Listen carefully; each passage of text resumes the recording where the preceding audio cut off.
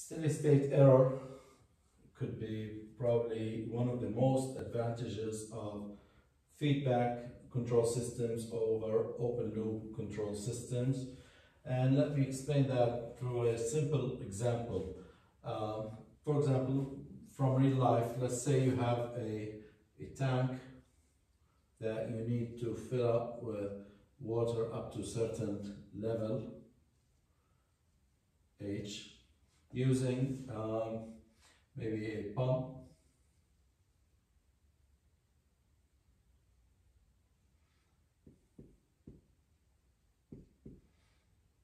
Okay, now you have a flow of water in here, and now in open loop systems, what happens is like this.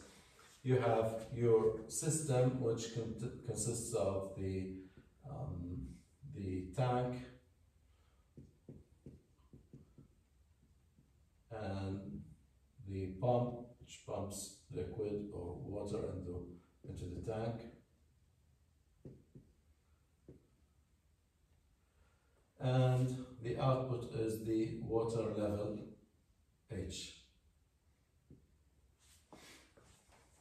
Now, you know what the power of your pump here, or the capacity. You know that the pump you're using pumps certain amount of liters per minute. So you can determine based on the size of the tank that if I want the tank to be filled up to, let's say, 1 meter height, then you will need to run your pump for 30 minutes. So you can either do that yourself, or you can have a controller do that for you. A controller is basically a piece of equipment that you program. Okay, so if we add a controller here, which could be just an electronic switch, and the controller does the job for you. You tell the controller how much water you want in the tank. So your inputs here are, which basically refers to reference signal or desired value or target, or whatever name you want to call it. You tell the controller that you want 1 meter of water in the tank. The controller will determine that it will need to run the pump for 30 minutes. And those 30 minutes will be enough to raise the water level to 1 meter high. And you have the controller calibrated so that if you want 1.5 meters, then the controller will know that it needs to run the pump for 45 minutes and so on. Now, what happens when the pump gets old, or for some reason the properties change? For example, the voltage on the pump drops for some reason, or the pump starts leaking, or so you have some leaks in the pipeline.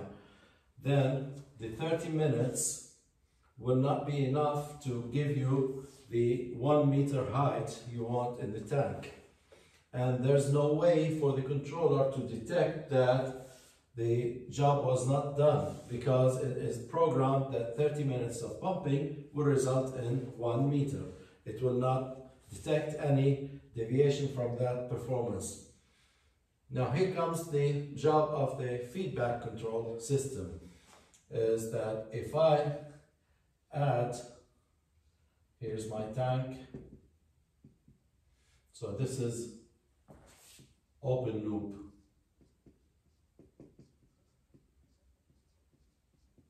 Open loop control.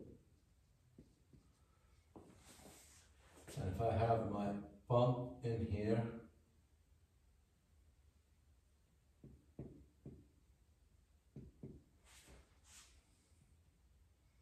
and the controller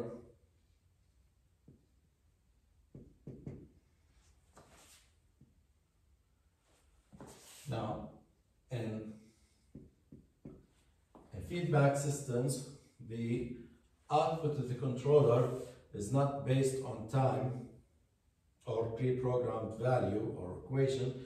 It's based on the error between my desired value, here's R of S, this is what I want the water level to be. I want it to be certain amount of water, and I will compare it to the output, probably through a sensor.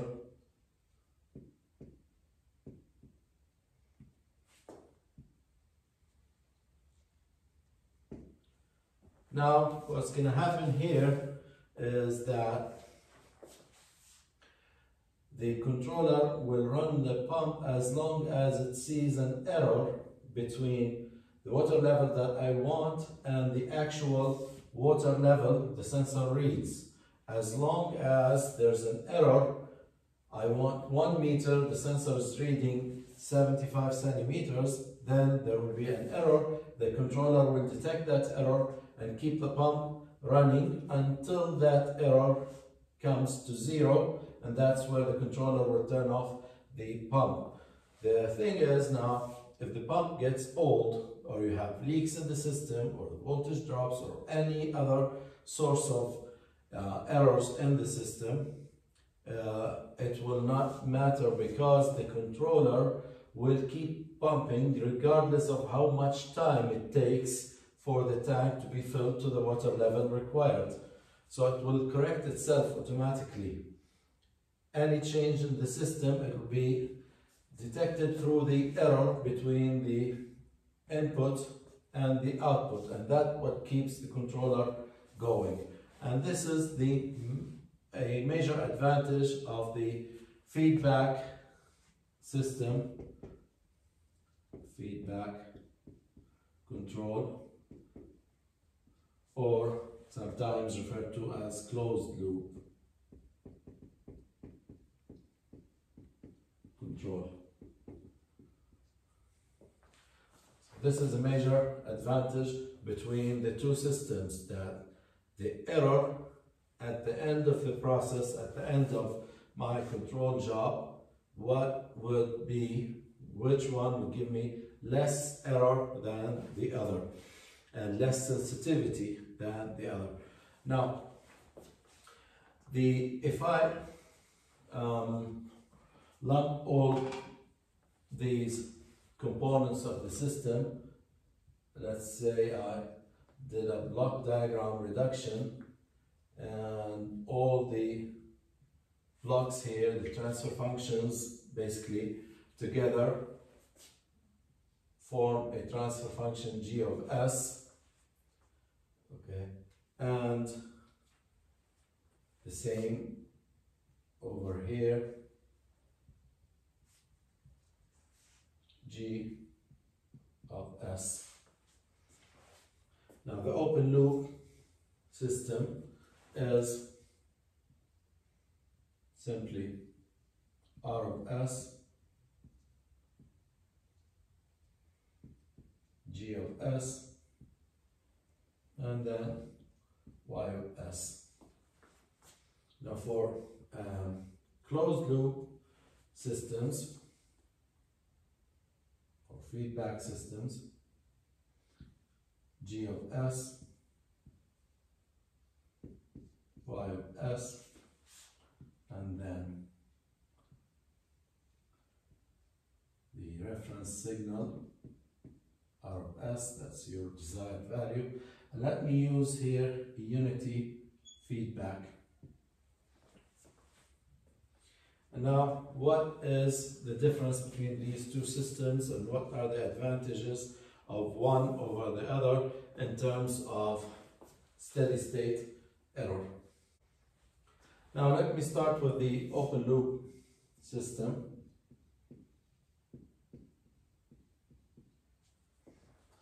I know that the error is the input minus the output, the difference between the required value and the actual output value. So E of S is input R of S minus the output Y of S. And I know that Y of S is R of S times G of S.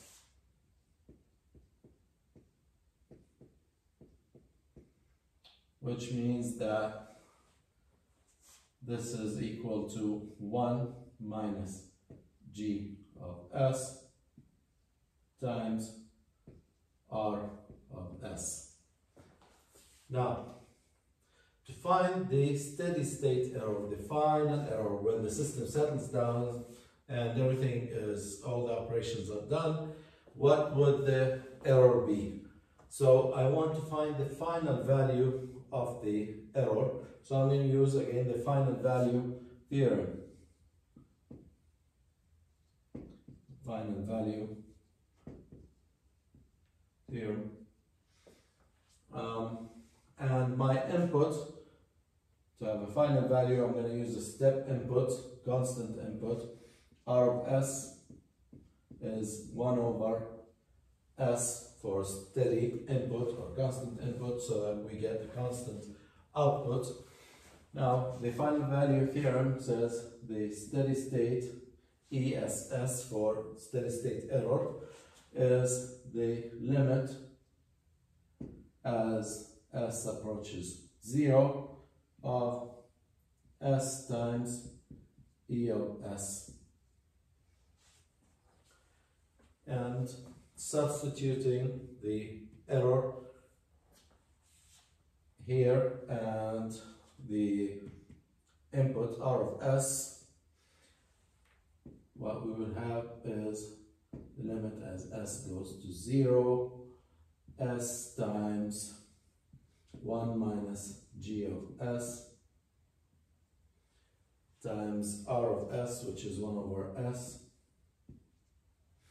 And that basically is, I can get rid of S here and here, and that would be 1 minus G of 0.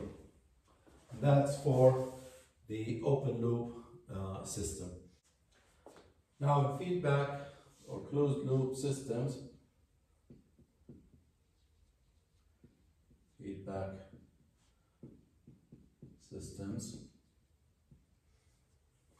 the error is again the output,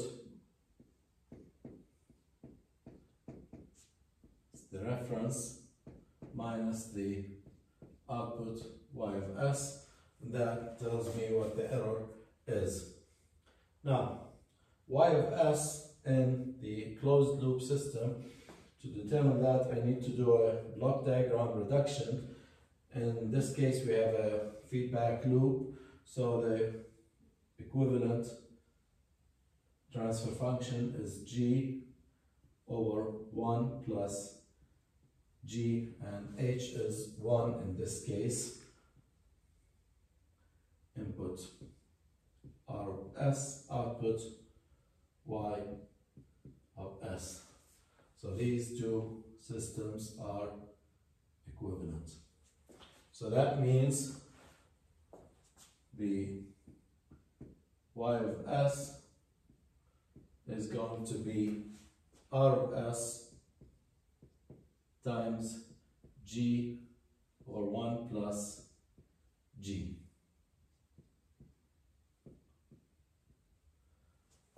Okay. So simplify that, R of S common, 1 minus G of S divided by 1 plus G of S, and that comes up to be 1 minus G over 1 plus G is 1 over 1 plus G of S. So now, using the final value theorem, the steady state error is the limit as S approaches 0,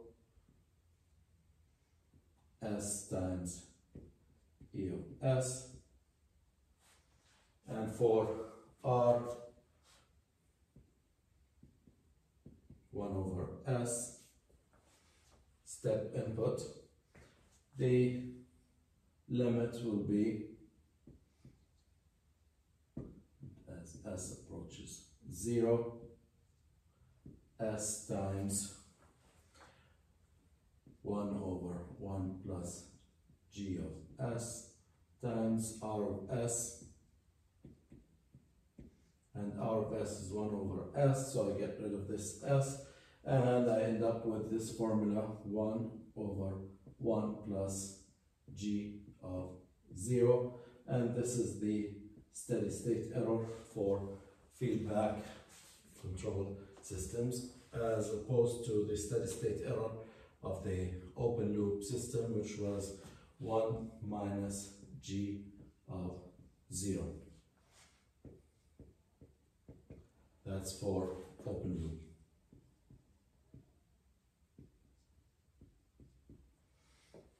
Okay, so we have two different formulas for the steady state error for open loop and feedback systems, and let's see what are the advantages in terms of the steady state error of the feedback system over the open loop system through a couple of examples here.